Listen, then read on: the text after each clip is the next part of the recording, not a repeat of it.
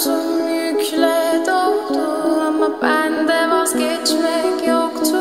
Bitmedi, bitmedi, bitirmedim. Ben özel değilim ya da öyle bir şey ama sen varken hep böyle hissettim, böyle hissettim. Yanan her şey görünmüyor olmalı, bunu sen de hatırlarsın da artık geç. Böyle hissettim.